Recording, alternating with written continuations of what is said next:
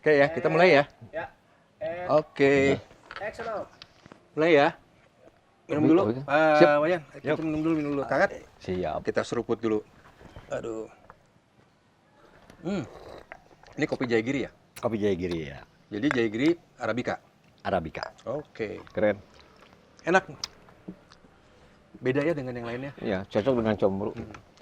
Nah, Assalamualaikum warahmatullahi wabarakatuh. Kita ketemu di podcast. Artinya podcast itu podcast gastronomi Kopi Tubruk. Tempat kita bicara segala hal, aspek apapun yang berkaitan dengan gastronomi, dan episode kali ini kita akan bicara tentang agroforestry. Istilah yang sering kita dengar, tapi kadang-kadang kita mungkin belum bisa memahami atau tidak bisa mendalami. Aspek apa saja agroforestry dan kemudian solusi apa yang bisa diberikan pada terutama di dalam ketahanan pangan atau kemandirian pangan yang seringkali kita tonton di sosial media, di media-media lainnya. Nah, kita sekarang sudah kedatangan, ini episode ini memang kita sengaja untuk membahas agroforestry, dan kita akan dengar, akan diskusi, akan dialog dengan, saya menyebutnya Kang Wayan walaupun orang Bali. Namanya saja Wayan, jadi nggak mungkin orang Sunda ya. Tapi beliau ini sudah lama dan lahir mungkin di, saya nggak tahu lahirnya di mana, tapi bukan di Bali kalau nggak salah. Kang Wayan Dirgayusa. Ayo Kang, apa kabar? Kabar baik. Juga ada Baik. Kang Aat Suratin. Nanti kita akan membahas dari berbagai aspek ya, termasuk Kang Aat ini juga kan salah satu budayawan Jawa Barat yang sudah ya mungkin sudah mudah dikenali lah. Dan saya adalah Erik Wiradiputra, saya lupa ngenalin. Kang, nanya dulu ya. Yap. Kang Wayan ini profesinya apa dan pendidikannya apa sebenarnya sehingga kita bisa menggali agroforestry yang akan kita bicarakan sekarang. Saya sebenarnya seorang praktisi konservasi. Ya, pegiat konservasi, tapi saat ini saya juga mendalami agroforestry. Jadi sebagai praktisi konservasi dan sekaligus agroforestry. Nah, sekarang ini ya sering orang bicara tentang agroforestry, sebenarnya itu pinjam istilah dari luar. Betul. Sejatinya di tatanan bahasa kita juga punya namanya wanatani. Kan gitu. Wanatani. Wanatani. Wana itu hutan. Wana itu hutan, dan tani di Tani. hutan. Jadi agroforestry sebenarnya. Betul. Jadi itu wanatani. Nah, di Indonesia pengalaman-pengalaman berjalannya itu sudah sangat banyak. Contoh ya, misalnya kalau kita ambil yang paling barat, di Lui Kriwa ada yang namanya Repong Damar. Itu agroforestry yang paling tua mungkin di dunia. Di mana itu? Di Sumatera, di Lampung Utara. Tepatnya di Krui, Liwa Krui. Ya. Kemudian ke paling timur itu kita ambil contoh di sekarang sih namanya jadi Timur Barat ya. Ada metode nenek moyang kita di sana namanya amarasi. Amarasi itu adalah silpo pastoral. Jadi menggabungkan kehutanan dengan peternakan. Makanya dulu terkenal sapi dari timur kan gitu ya. Tapi sekarang kenapa itu hilang? Ya harus kemajuan zaman, kemudian juga teknologi dagang semakin maju, sehingga posisi sapi kita di sana agak sedikit menurun. Nah, kembali ke agroforestry, di tengah itu di Kalimantan Barat dan Kalimantan Tengah ada yang tembawang, hutan tembawang. Itu juga agroforestry. Jadi buat kita agroforestry itu bukan suatu hal yang baru sebenarnya. Maka tadi di awal saya bilang kita hanya pinjam istilah, begitu. Bukan pinjam. Sebenarnya kita punya istilah yang kita punya sendiri gitu ya. Betul. Makanya tadi kenapa saya contohkan barat, tengah, dan timur. Di barat ada Repong Damar namanya. Kemudian di tengah ada Tantem Bawang. Kemudian di timur ada Amarasi. Amarasi yang namanya silpo pastoral tadi. Nah, ini kan nggak pernah didengar oleh anak-anak sekarang. Bahkan oleh kalangan akademisi pun hampir dilupakan akhirnya. Akhirnya itu kan sebenarnya semacam penciutan budaya, kekayaan hasanah budaya kita kan begitu. Ya, saya ingin melompat ke hal yang ini jadi proyeksi kita ya. Nah, oleh karena itu sebenarnya di kita itu sekarang lahir Undang-Undang Pemajuan Kebudayaan, Kang. Betul. Jadi Undang-Undang Pemajuan Kebudayaan itu sebetulnya 10 objek pemajuan kebudayaannya itu intinya menggali kekayaan lokalitas kita. Termasuk itu tadi, sesuatu yang kemudian dilupakan, pernah ada kemudian tidur, pernah ada yang terkubur, sekarang kita gali kembali mungkin direvitalisasi agar menjadi informasi pada generasi yang akan datang. Betul. Sehingga bisa punya perspektif lain lah melihat tanah air kita ini gitu. Oleh karena itulah sebetulnya tadi agroforestry memang betul. Istilah saja kita jauhkan dari lokalitas kita sebetulnya. Betul. Kata hutan aja sekarang jadi sesuatu yang menakutkan kan bagi banyak anak-anak muda terutama ya. Betul. Karena di hutan itu seram. Kade ulah ulin kaleuweung ya. Bisi kumaha onang, kade bisi di rewe gemaung dan sebagainya gitu. Ya. Karena apa? Karena nggak pernah kenal dengan hutan gitu. Nah justru kita ingin bermula dari itu tadi, penjelasan tentang agroforestry misalnya gitu ya, supaya mendekatkan pada hal-hal yang produktif sebetulnya. Betul. Bahwa ini masa depan yang bisa kita gali dari ini kita sendiri. Itu Kang. Iya. Dan sebenarnya tadi setelah saya bahas tentang barat, tengah, dan timur ya. Lalu di tempat kita di Jawa Barat ini apa? Ada namanya Leuweung Samida. Ya. Ya. Leuweung Samida itu sebenarnya sudah ada zamannya Surawisesa, artinya zaman Salakan Negara ya, sampai ke sini. Nah, wujudnya juga masih ada sampai sekarang. Yang kemudian disebut Kebun Raya Bogor. Itu Leuweung Samida versinya zaman Surawisesa. Nah, apa sih keistimewaan dari Leuweung Samida? Samida sendiri artinya suluh. Tapi pada kenyataannya bukan cuma suluh. Kenapa suluh? Karena waktu itu mayat dibakar. Nah, sejatinya di dalam Leuweung Samida itu sudah kekayaan biodiversity yang luar biasa. Ada fungsi obat, ya, ubas, ada upas. Upas itu racun, tapi fungsinya juga bisa obat dan bisa racun itu sendiri. Selain kayu bakar, jadi kalau kita ngomong tentang makanan, ya, kalau sekarang istilahnya food estate gitu ya, sudah ada. Terus medicine forest, sudah ada. Ini soal orientasi atau gimana, Kang? Ya, saya pikir ini masalah dengan submisif ya, jadi subordinat gitu. Kalau nggak sesuatu yang nggak dari barat sana, nggak keren deh kayaknya gitu. Padahal orang tua kita, leluhur kita sudah punya itu semua. Seperti tadi yang di awal tadi, kita hanya pinjam kok istilah agroforestry, sejatinya ada di tempat kita gitu. Kira-kira kapan itu pergeseran pemahaman itu? Tadi yang Leuweung Samida saja sudah ada sejak zaman Surawisesa, kemudian masuknya POC, kemudian diteruskan dengan Hindia Belanda, dirubahlah menjadi Kebun Raya Bogor. Kan begitu. Itu laboratorium obat kan? Laboratorium obat. Nah, sekarang justru di CBD, Convention of Biodiversity, itu dibuatlah apa namanya tempat-tempat untuk pelestarian plasma nutfah. Ya, salah satunya adalah Kebun Raya Bogor. Kemudian di setiap provinsi diwajibkan punya taman kehati, kan begitu. Nah, terlambat kan? Sebenarnya kita udah punya dari dulu begitu. Dan mungkin yang perlu diinformasikan juga untuk membuka wawasan dan mengingatkan kembali bahwa itu kan ekosistem kita beda-beda. Betul. Keberagaman Indonesia luar biasa. Makanya nggak bisa aja misalnya contoh yang di Bogor itu ya untuk endemik sini gitu. Ya. Padahal itu kan luasnya luar biasa. Jadi gitu. harusnya setiap daerah itu punya laboratorium sendiri ya. Betul. Karena dimensi Nusantara itu yang barat, tengah, timur kan beda-beda ya. Dari mulai yang Wallacea ke timur itu sudah ada Lindecker juga permisahan antara. Yang ke barat fauna floranya sudah beda juga. Nah, sekarang kalau di tingkat di Jawa saja, bagian kulon, tengah sama timur saja, walaupun masih satu hamparan, itu punya spesifikasi tersendiri sebenarnya. Sehingga nggak gebiah uyah. Iya, betul. Nah, apa yang terjadi dengan kegiatan reboisasi dulu ya? Itu di mana tanaman di penangkaran benih atau di tempat penyemaian itu adanya misalnya angsana, kemudian angsanaisasi. Kalau di situ adanya termbesiisasi. Nggak lagi menimbang ada lokalitas di situ, ada lokal endemik di situ, kan begitu. Apa yang terjadi kemudian? Nggak pernah ada cerita tentang hutan.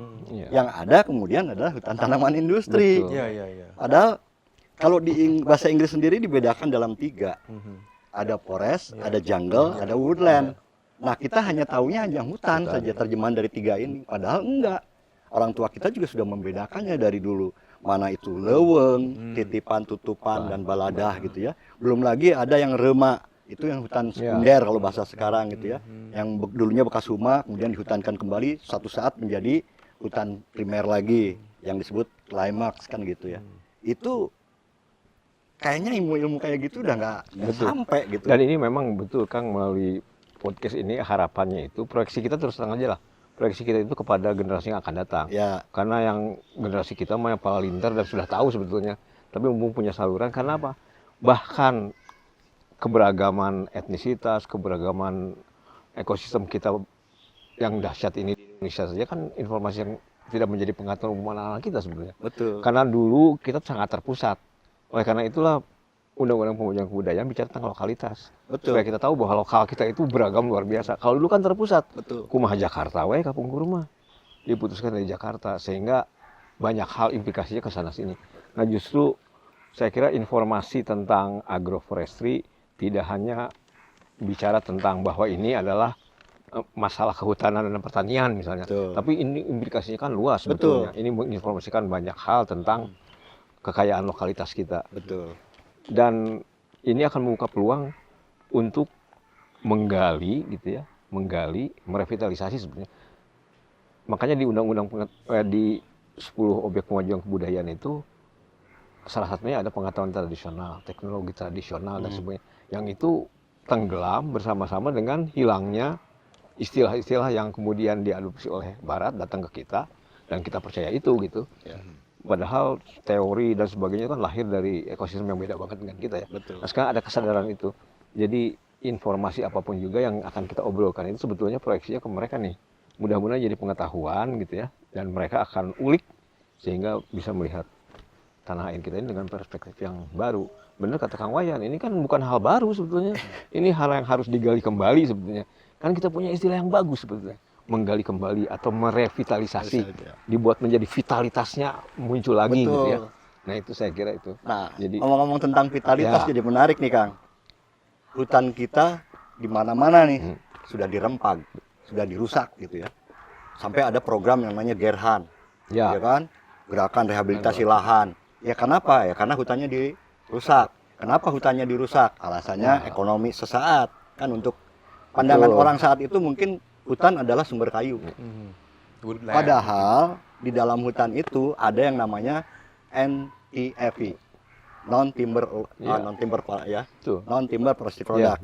Ada juga NBTA, not by timber alone. Apa itu artinya?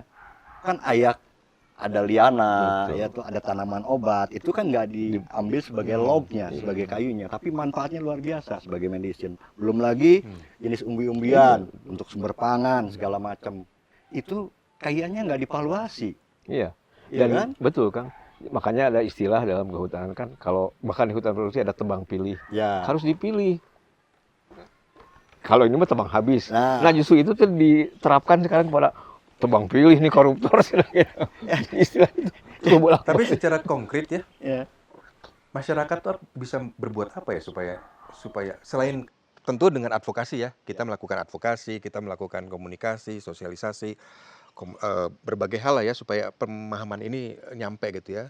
Tapi kan nggak mungkin kita menunggu masyarakat itu kemudian tersesat jauh gitu kan. Betul. Nah artinya perlu ada cara konkret yang mesti kita selain tadi ya, cara konkret yang mungkin lebih dekat misalnya mengenal bahan pangan yang berasal dari hutan misal. Ya. Apa kira-kira menurut Kang Wayan? Ya sebenarnya kalau ngomong mungkin saat ini sangat mungkin. Kenapa? Karena regulasinya sudah mendukung ya. Itu adanya perhutanan sosial ya. Dulu kita berjuang untuk mendapatkan PS tersebut. Sampai akhirnya ya berdarah-darah lah istilahnya ya. Sampai akhirnya datanglah itu si perhutanan sosial. Sayangnya dikala kita mendapatkan posisi hutan kita itu udah sangat rusak. Ya, sehingga istilahnya sekarang kita bukan ngomong rehabilitasi lagi. Sekarang kita harus melakukan restorasi hutan. Nah, kemudian apakah agroforestry itu jawaban? Bisa ya, bisa tidak. Bisa ya, bisa tidak. Kenapa saya bilang begitu? Dan saya yakin, contoh di Jawa Barat, dulu agroforestry-nya dibolehkan itu kopi kan. Selain porang waktu itu. Tapi porang itu kan tidak sampai pegunungan tinggi. Akhirnya yang bisa sampai pegunungan tinggi adalah kopi. Kan dari dataran rendah sampai pegunungan tinggi, kopi ada yang di rendah Robusta, yang di tinggi Arabica gitu ya. Nah, ternyata juga dalam prakteknya regulasinya seolah-olah udah baik. Dalam prakteknya, petani yang mau ikut di dalam konteks agroforestry ini hanya dibagi kapling-kapling kecil. Hanya setengah hektar, 1 hektar, maksimal di 2 hektar. Padahal pengalaman-pengalaman dari negara-negara pengekspor kopi dunia untuk Mikrolot itu artinya kecil ya, petani yang kecil, tapi di bawah petani kecil sebenarnya. Itu 5 hektar. Nah, kita ini kan hanya dikasih satu kapling 3.500 meter, bahkan ya maksimal hanya setengah hektar, kan gitu. Ya bagaimana mau sejahtera? Kenapa tuh, Kang? Kendalanya apa? Saya nggak Apa mau, kebijakan, apa kalahan? saya nggak mau apa namanya, berasumsi ya. Yang jelas di aturan teknisnya itu dibagi per kapling. Cuma waktu itu apakah mereka juga menimbang secara teknis nih, menimbang bahwa dengan kapling itu buat masyarakat sejahtera? Jauh kan? Ya, Jauh. pastilah. Gitu, dari pengalaman yang berjalan minimal 5 hektar satu kakak gitu ya. Nah, itu pun masih belum bisa menyelesaikan masalah. Ketika misalnya produksi kopi menurun, terus income-nya dari mana? Sehingga saya berpikir di dalam konteks agroforestry, dan ini tidak menyalahi dalam sisi konsep gitu ya dan implementasi, kenapa nggak disebutkan di situ multi layer gitu? Misalnya tegakan utamanya adalah pinus di tempat kita gitu ya. Terus kemudian kopi. Setelah kopi apa? Misalnya jenis-jenis semak belukar yang fungsi obat, misalnya, atau herbal gitu ya. Ya, rimpang termasuk, sampai yang herbanya dan penutup tanah. Apa manfaatnya secara ekologi? Secara ekologi justru ini akan jauh mengurangi erosi. Bahkan air lariannya, run-off-nya bisa sampai 0. Oh ya. Yang kita khawatirkan itu kan ketika hutan gundul, run-off-nya besar, membawa sedimen, sedimen dan siltasi, itu membuat endapan di dalam badan sungai. Pelumpuran yang terjadi, sungainya dangkal, ya airnya meluap. Kan begitu. Banjir. Orang selama ini kan selalu kalau banjir itu sampah katanya ya. Bukan. Yang terbesar itu karena endapan.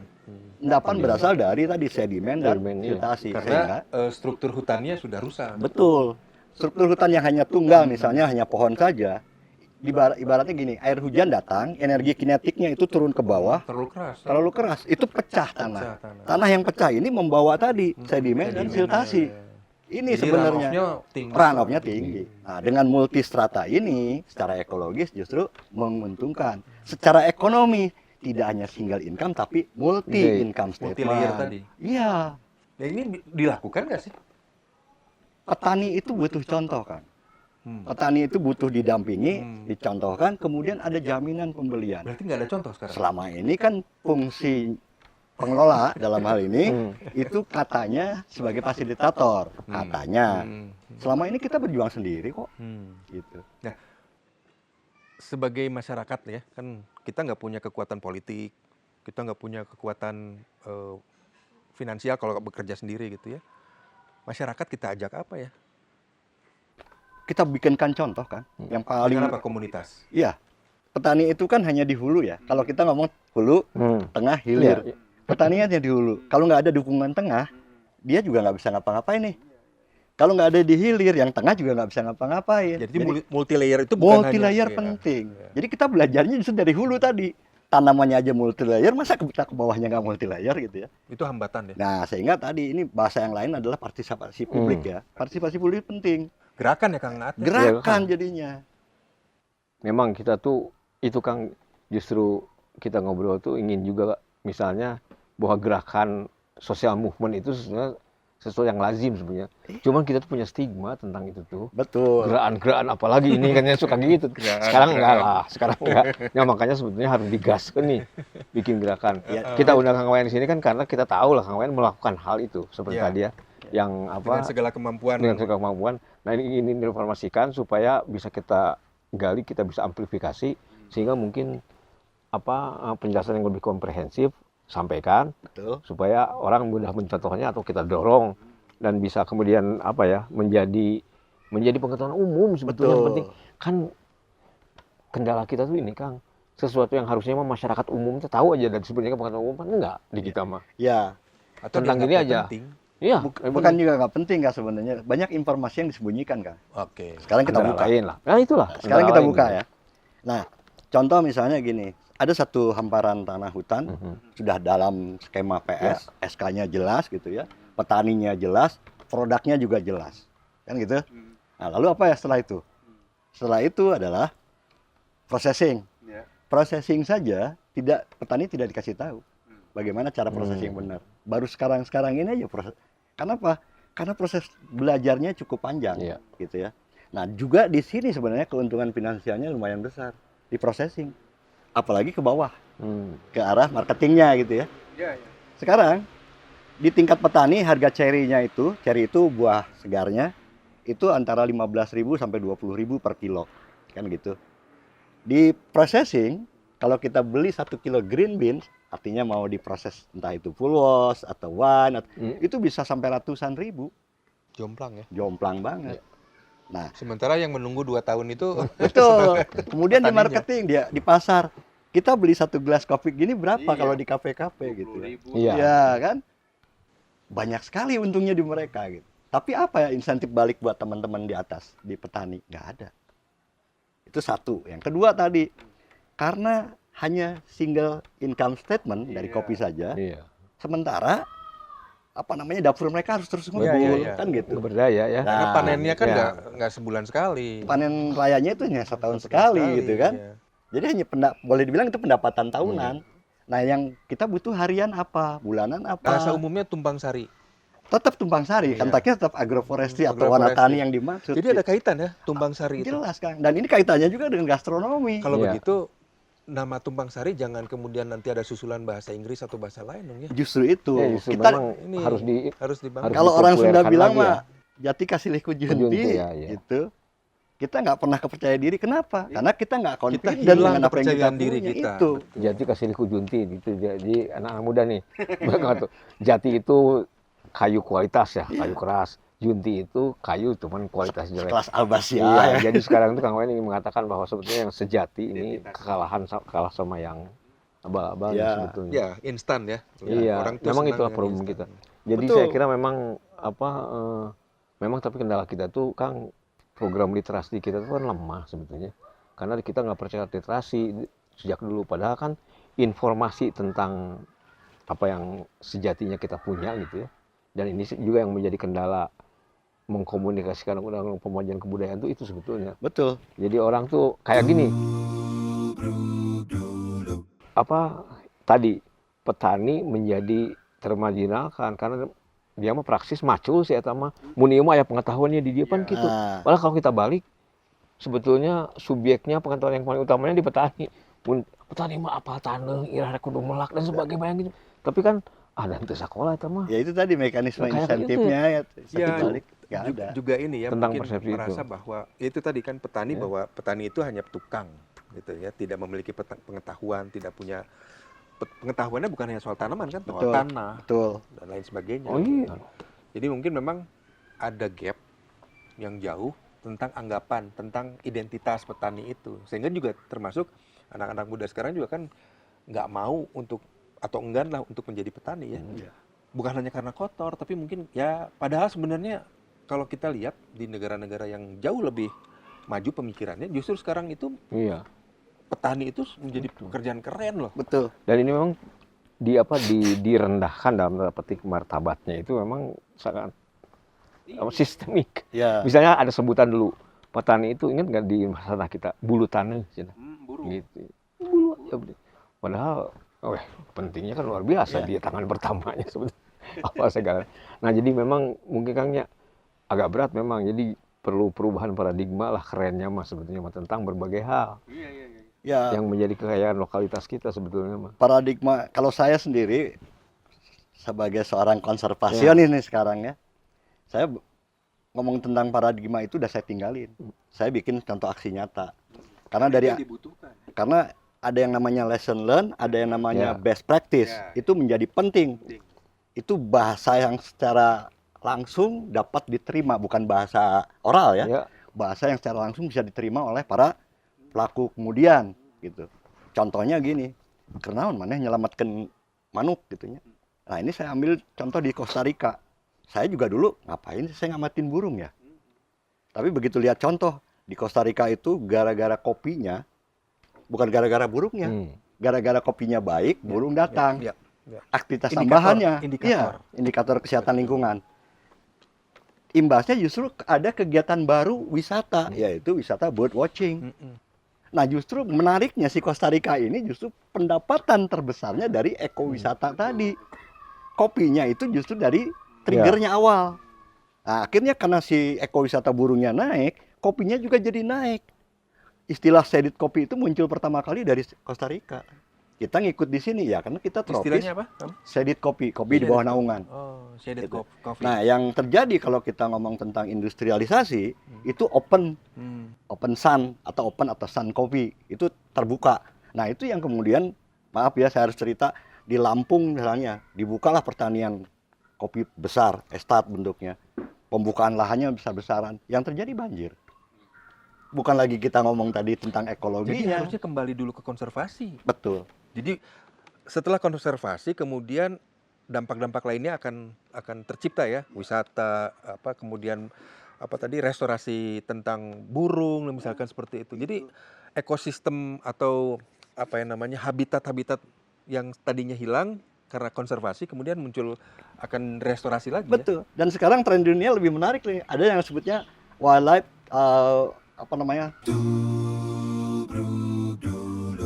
istilahnya ramah terhadap satwa liar. Produk yang ramah. Jadi produk yang ramah terhadap satwa liar. Sekarang sertifikasinya muncul. Ini kesempatan gitu ya. Nah, artinya kalau petani tadi mau berbuat, ada yang sifatnya keuntungannya profit ya, dalam bentuk rupiah, ada yang benefit. Nah, benefit ini kan tadi yang ekologi segala macam, terus jasa, tapi si jasa kan petani nggak ikut. Ketika ada satu lokasi bagus, yang masuk investor dari luar. Contoh Jayagiri. Kita ngejaga hutan, baik-baik gitu ya segala macam. Muncul investor bikin camping ground, bikin glamping segala macam. Kita dapat dari sana? Enggak. Kemudian muncul carbon trade. Dihitunglah SROI-nya apa segala macamnya. Potensi karbonnya. Kita dapat nggak? Enggak. Karena dianggap bukan pemilik wilayah. Kita hanya mengelola di situ. Pemilik wilayahnya tetap perhutani. Kemudian air. PDAM bayar tuh SIPA-nya di situ. Walaupun sebenarnya secara regulasi bukan SIPA itu sebenarnya. SIPA itu nyontek air dalam. Kita miss itu dalam regulasi itu. Tarikan genap 100 juta setiap tahun gitu PDAM bayar. Katanya masuk ke bendahara negara. Dari mana? Nggak ada cerita itu. Kan itu ya. Nah, artinya tadi keuntungan-keuntungan ekologis itu harusnya menjadi insentif balik buat si petani. Jadi polisinya juga tidak mendukung saat ini? Belum? Tidak. Polisinya mendukung, tapi dalam implementasinya itu tidak. Harusnya itu insentif balik, kan bahasanya sudah insentif balik. Itu kan kambuhan orang hal itu mah. Nggak ada konsep yang buruk. Selalu ketika diaplikasikan penyimpangan ada di situ. Iya, tadi saya bilang sama, SK-nya benar si PS itu. Implementasinya yang nggak cocok gitu. Si petaninya ngejar produksi, akhirnya dengan lahan yang kecil, gimana caranya? Ditebang lah pohon intinya. Nah ini Kang, jadi justru melalui podcast seperti semacam begini gitu ya, supaya tidak disalah artikan dan supaya tipis sekali supaya nggak melenceng maksudnya. Jadi ini bukan untuk menghasut, untuk menghujat dan sebagainya, tapi kan ini adalah ajakan untuk memahami. Kan ini sebetulnya masalahnya karena kita nggak pernah paham tentang hal ini gitu. Ya, makanya itu yang saya maksud paradigma itu sebenarnya ke situ, ke pemahamannya. Makanya tadi saya juga lebih menceritakan mana yang best practice, mana yang lesson learn. Kalau yang saya pelajari ini yang lesson learn, karena belum jadi best practice ya, yang lesson learn. Ada satu teman yang sudah jadi best practice karena sudah didatangi dengan teman-teman peneliti dari dunia. Salah satunya Repong Damar di Krui itu. Itu udah jadi ajang penelitian dunia tuh. Itu apa ininya? Damar ininya. Repong Damar jadi diambil getahnya. Tapi itu tidak mengganggu sama sekali. Enggak. Kalau di ini benar mah ya. Kalau polanya benar, caranya benar. Betul, sama kan ada komposisinya. Betul. Kalau di Maluku kan ada sasi ya. Jadi pada bulan-bulan tertentu itu dipanen, bulan yang lain sama sekali dilarang. Kemudian kalau di Minang sana ada lubuk larangan. Ikan itu dipanen pada waktunya. Selebihnya diharamkan, nggak boleh panen kan. Di tempat kita juga ada Kang. Kalau kita main sedikit ada ke selatan, ke Gunung Simpang gitu ya. Di situ ada enclave tuh. Itu kan cagar alam. Enclave di situ itu sudah ada jauh sebelum ditetapkan sebagai cagar alam. Nah, mereka mau nggak mau tumbuh populasi ya kembang kebutuhan lahannya kan. Merambah lah. Nah, supaya nggak merambah jauh gimana caranya? Ya disejahterakan. Gimana cara mensejahterakan? Salah satunya waktu itu adalah kita bikinkan mikrohidro kan. Di situ. Pertama dengan Pak Emil Salim, waktu itu zamannya Pak Emil Salim masih di Menteri Lingkungan Hidup ya. Terus di Yayasan Kehati punya program namanya PKM. Kita naruh bibit kan di persemaian di situ. Nggak ada yang nengok, itu nggak ada. Tapi begitu kita ngomong tentang peraturan kampung bahwa seseorang yang menikah harus menanam 10 pohon. Rebutan habis tuh di penangkaran benih itu. Jadi hanya dengan ya, dengan perkam awalnya itu kita nggak usah ada biaya tanam, biaya pengurus, nggak perlu lagi. Jadi ceritanya gini, di perkam itu si anak yang baru nikah itu harus bikin rumah sendiri. Kebutuhan bahan bakunya dia ambilkan kayu yang ditanam bapaknya atau kakeknya gitu. Nah nanti ketika anaknya lahir, tanaman bapaknya ini bisa dipakai oleh anaknya. Begitu ceritanya. Nah kemudian karena si mikrohidro ini perlu hutan yang bagus, yang sehat. Karena hutan yang sehat menjadi jaminan pasokan air yang stabil kan gitu. Pasokan air yang stabil menjamin fungsi si turbin itu terus kan begitu. Nah ini pengalaman di Gunung Simpang yang dekat dari kita gitu. Sehingga si cagar alamnya terjaga, masyarakat juga ikut terjaga karena masyarakat merasa mendapatkan manfaat langsung gitu. Ini halnya sama dengan hutan adat di Kalimantan Selatan, masyarakat Dayak Meratus. Waktu itu juga sama, mereka begitu dikasih, karena ini market driver ya. Market driver itu contohnya adalah dengan getah, karet gitu ya.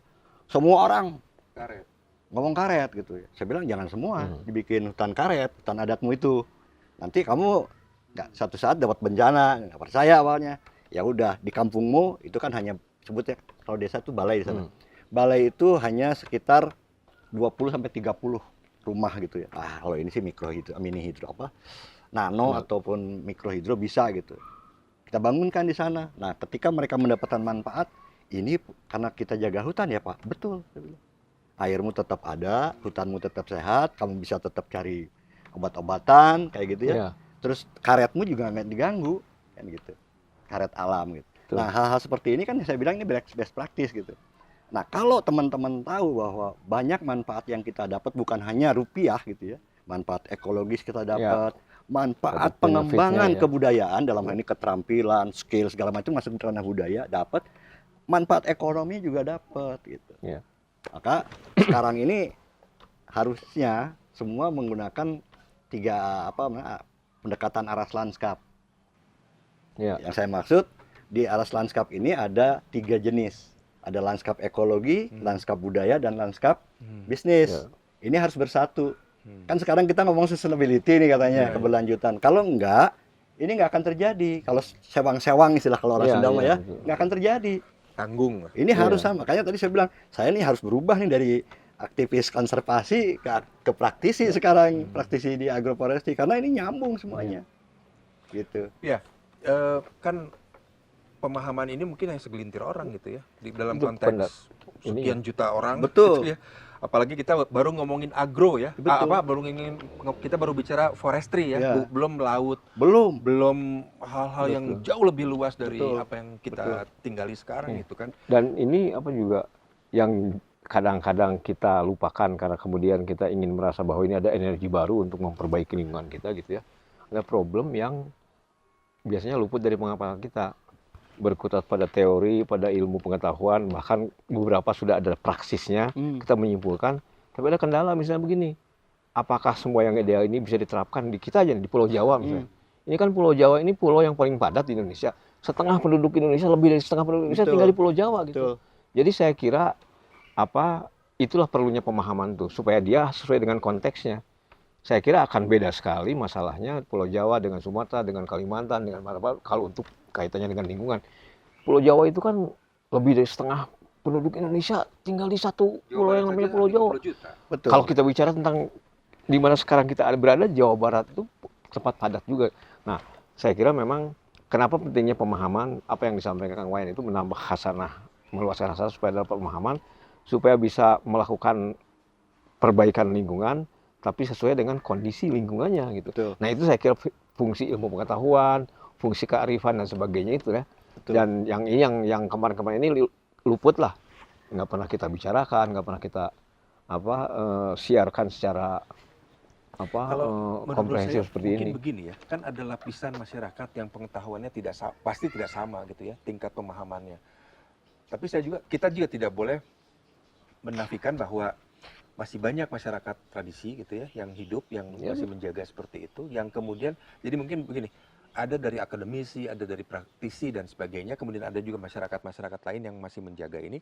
Ini sebenarnya kalau saya lihat sih ada yang di tengah nih yang tanggung ilmunya dalam memahami ekologi, pangan dan sebagainya.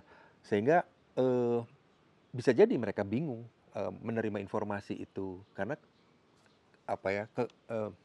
pemahaman tentang ekologi juga masih kurang gitu ya. Saya pikir memang ini harus bergerak dari atas dan bawah gitu ya, sehingga istilahnya sih dikepung gitu, dikepung di segala penjuru karena kalau kita lihat perubahan iklim ya, ini begitu drastis, begitu sangat perbedaannya sangat jauh gitu ya. Besok atau misalnya seminggu yang lalu gitu ya, hujan besar gitu, tiba-tiba sekarang berhenti total, kemudian kemarau panjang dan sebagainya, berubah. Yang tadinya kita bisa yang kita bisa dulu mah istilahnya kalau di zaman dulu ramalan cuaca gitu ya. Sekarang kan perakiraan gitu ya. Dan bahkan sekarang nggak bisa diperakirakan gitu kan. Nah, itu juga persoalan. Itu kan semula mengira bahwa disruption ini mempengaruhi pola pikir aja. Sekarang pun ketika climate change kan alam juga. Jadi saya setuju dengan Kang Wayan tadi, betul apa yang dilakukan. Jadi harus ada praksisnya, kegiatan konkretnya, supaya ada model. Jadi contoh. Ya. Jadi contoh karena bagi masyarakat kita masyarakat skeptik ya sekarang tuh. Skeptik dalam arti meragukan banyak hal. Bahkan jangan sampai tidak percaya pada hal, meragukan. Nah gitu. Menjawab keraguan itu hanya dengan contoh konkret sebetulnya bahwa ini bisa dikerjakan dan sudah dilakukan dan bisa dikerjakan gitu. Karena lamun itu mah sok kemana heula, engke kurang nurutan. Kan itu bahaya banget itu. Betul. Itu nggak bisa menyambut Indonesia Emas dengan pola pikir seperti itu, nggak bisa. Padahal kalau kita ngomong tentang boleh berambisi dengan Indonesia Emas dan seterusnya gitu ya, tapi ingat dari pola dasarnya. Pola dasarnya apa sih? Ini yang orang-orang rata-rata nggak kenal gitu ya. Pola dasar yang saya maksud adalah ada papat kalimat pancar, pernah dengar ya? Lemah cair berarti tanah, air, ya. Terus hawa berarti udara, kemudian ini bersatu menjadi energi. Itulah kemudian, tapi kan dipersepsikan lain. Padahal ini rumusan dasar sebenarnya. Betul. Lemah cair di tempat kita di tanah Jawa Barat ini nggak pernah ada orang ngomong hanya lemah saja atau cair saja. Pasti lemah jadi cair. Satu idiom. Lemah cair. Nah, tapi orang tuh lebih percaya gini, punten. Lebih percaya Earth, Wind, and Fire. Ya, avatar jadinya. Ini daripada kita ngomong. Iya. Soal itu. Nah, itulah tadi yang saya bilang. Orang nggak percaya warna tani, lebih percaya agroforestry. Kan pinjam istilah jadinya. Saya jadinya. begini, Pak Wayan ya. Maksud saya, ini mendekatkan idiom-idiom ini atau istilah-istilah ini kepada masyarakat. Jangan menganggap ini menjadi sulit gitu.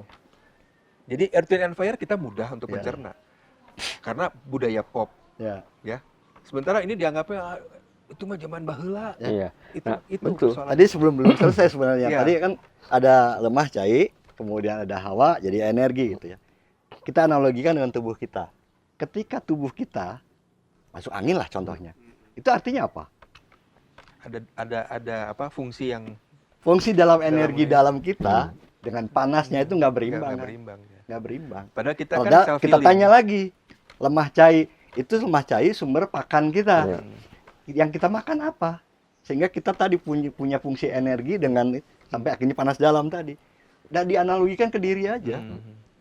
Ya, bentang alam yang di sini itu sama dengan kita, humanize semuanya juga. Dan kita punya cara sendiri badan itu untuk memulihkan, menyembuhkan diri. Betul, sama dengan alam juga gitu. Belajar dari alam. Ya sama dengan masyarakat tradisi yang sekarang. Ketika kita belajar dari alam kemudian menyadari itu sebenarnya kita sedang membuktikan kekuasaan yang mencipta. Nah, kita bisa cerita. Ini ada satu nanti segmen lainnya kita bicara tentang itu, tentang lemah cair gitu. Pan padanan katanya di udang tanah air. Betul. Di dunia ini hanya kita yang menyebut kawasannya tanah air. Dan hanya bahasa Sunda tuh. Kita yang menyebutnya lemah cair gitu, yang lainnya enggak. Nah, ini ada pengalaman menarik ketika kita bikin buku Tepian Tanah Air setelah kita ekspedisi ya gitu. Terus ada yang ingin menerjemahkan ke dalam bahasa Sunda, bahasa Jepang, Prancis dan sebagainya. Padanan kata dalam bahasa mereka tanah air itu nggak ada. Sehingga kita tuh mengusulkan sudah tanah air itu nggak usah diterjemahkan, tapi sumbangkan menjadi kosakata dunia. Betul. Dan lebihnya lagi kita yang menyusun buku ini ada keinginan lain bahwa tanah air itu dijadikan satu kata, Nah, tidak terpisah. Jadi tanah, air, Tanpa tidak spasi. tanah air. Karena Indonesia itu 30% tanah dan 70% airnya Air, itu ya. menjadi satu kesatuan. Dan itu sebenarnya tubuh kita juga. Betul itu. Representasi Dan ini kan dari tanah air. dulu oleh penjajah kita itu didaratkan, Iya. lautnya terlupakan. Itu bab lain lah. Betul. Tapi gini Kang, sebetulnya memang tujuan dari ini kenapa kita ngundang Kang Wayan yang melakukan banyak hal dengan pengetahuan yang cukup sebetulnya. Bukan cukup, pengetahuannya lengkap, melakukan itu menjadi contoh ya. Karena di kita tuh kan ada idiom di Sunda mah pok pek prak. Ya. Pok tepan omongkeun. Omongnya di mana-mana, podcast di mana-mana ini omong gitu. Nah, kita tuh ingin ke proyeksikan menjadi pack-nya, pack and tapkeun cenah. Pack and tapkeun itu kan seperti yang dilakukan Kang Wayan, ieu teh kieu prak we lah kasanakeun gitu. Iya. Di kita itu kadang-kadang biasanya pok we omongkeun terus we prak. Tapi langsung prak we. Pack-nya itu di entapkeunnya jadi sehingga kadang-kadang konsep yang baik ini gitu ya langsung diimplementasikan, tidak pernah dipersepsi, tidak pernah dientepkeun, jadi dihandapna salah, Iya. bahkan kontraproduktif. Betul. Nah, kita tuh ingin sebetulnya menghadapi anak-anak muda yang sangat luas referensinya, sangat tidak terbatas komunikasinya sekarang mah gitu ya, sehingga mereka itu bisa mempersepsi berbagai hal yang sebetulnya sejati milik kita. Betul. Yang tadi didongengkeun teh ya, mun urang ngaguar tradisi urang dahsyatnya luar biasa dalam berbagai hal. Sehingga ini lamun dientepkeun deui tah ku barudak ayeuna dipersepsi, diteorikan lagi dan sebagainya, mudah-mudahan menjadi inovasi bahkan Betul. untuk kita dan untuk peradaban dunia. Nah, ini Mimpi bicara besarnya itu teh inovasinya gitu ya. udah terjadi kan sebenarnya kan. Saya cerita sedikit tentang Leuweung Samida. Nah, Tentang Leuweung Samida kepada Gen Z. ya. Wah, taraptawan, bari pape, karena itu sigana tengah dengekeun, seperti nggak mendengar gitu ya. Tapi saya cerita saja tentang Leuweung Samida gitu ya. Apa yang terjadi 2 minggu kemudian? 2 minggu kemudian mereka sudah keluar 6 produk. Ada hair oil, ya, ada deodoran, ada sabun. Dari saya ngomong tentang Leuweung Samida, di dalamnya ada essential oil. Nah, itu suatu ketika kita ajak ngobrol nih. Itu. Bagus. Jadi 6 produk. Sebulan Iya. kemudian 12 produk. Bahkan Di ada mana nih? di Kampung Bambu di Cimenyan. Oh, dekat. Di Dekat. sini bener. Iya. Padahal hanya ngobrol begitu, tapi ya tadi pemilihan bahasa pop kepada Iya. mereka. Pendekatan komunikasinya. komunikasi yang- Iya. Terus Penting itu ya. informasi yang disampaikannya tidak bertele-tele. Betul. Yang menariknya kemudian bersaing di dunia apa namanya ekonominya tadi. Karena kalau nggak ada nilai ekonominya mereka nggak cari. Jangan hanya sebagai potensi, tapi harus diwujudkan menjadi Nah, produk. Tapi kan ketika ngomong ekonomi, kalau kamu mau jadi begini harus tanam dulu kan begitu. Nggak Kita bisa. balikin. Betul, Gitu. betul. Hukum kasualitas kan begitu. Itu sudah terjadi. Iya. Ini udah hampir berapa menit kita ya? Lumayan ya. Ya. Penutup Kang. Penutupnya saya hanya mau ambil juga satu kearifan dari nenek moyang kita di sini, khususnya di tanah Jawa Barat atau Jawa Kulon. Amparan adegan, gumulung cakra manggilingan. Artinya adalah amparan itu lanskap Amparan, ya. ekologis. Nah, adegan itu adalah manusianya, lanskap budayanya, gumulung supaya bersatu untuk keberlanjutan. Gumulung cakra manggilingan, itu namanya sustainability, Ya. keberlanjutan. Cakra manggilingan itu. Gitu. Ya. Saya mengambil intisarinya ya dari penutupan ini ya. Ternyata bukan hanya pejabat saja yang bisa ngomong Sunda, yang bisa berbicara tentang filosofi Sunda. Ada seorang, saya menyebutnya Kang Wayan, apa boleh buat karena kenapa tinggal banyak, tinggal lama di tataran Jawa Barat. Artinya kita bisa belajar yang tadi disampaikan, belajar dari bukan budaya-budaya yang masuk dari luar, walaupun bukan kita anti, tapi kita juga harus mempelajari atau lebih memahami mungkin ya ekosistem lokal kita Ya. dari segala aspek gitu. Ekosistem termasuk bahasa, termasuk istilah dan sebagainya ya, termasuk perilaku manusia. Ini ada adaptive learning bahasanya, Kang. Adaptive learning itu menjadi adaptive management. Jadi yang dari luar belum tentu cocok, tapi yang dari kita sudah pasti cocok. Iya, Gitu. karena memang kita hidup di sini. Betul. Inilah kekuasaannya gitu ya. Kenapa kita memang dikasih kemampuan untuk mengelola lebih dari yang lain. Betul. Gitu. Kang At, Ya, kita saya tutup. kira itu sudah cekap. Keren ya. Hanya ingin mengingatkan saja bahwa sebetulnya sekarang kita punya payung payung kebudayaan, undang-undang pengujian kebudayaan yang itu 100% mengamanatkan pada kita gali potensi lokal kita agar kita bisa menyumbangkan sesuatu pada peradaban dunia dan kita bisa menampakkan ciri budaya kita juga kepada Cara dunia. ciri. Atur nuhun Kang Wayan, atur nuhun Kang Aan. Sami. Siap. Kita ketemu lagi di podcast gastronomi Kopi Tubruk. Kita bicara segala hal tentang aspek-aspek gastronomi dari hilir sampai hulu, hulu sampai hilir. Sampai ketemu. Assalamualaikum warahmatullahi wabarakatuh. Waalaikumsalam warahmatullahi wabarakatuh. Nuhun, Wayan. Sami-sami kan. Aduh, Sip. mantap. Kopi lagi, kopi. Kopi. Podcast punya Belum. kita, biar kita sibuk Comroh. tetap ada cerita.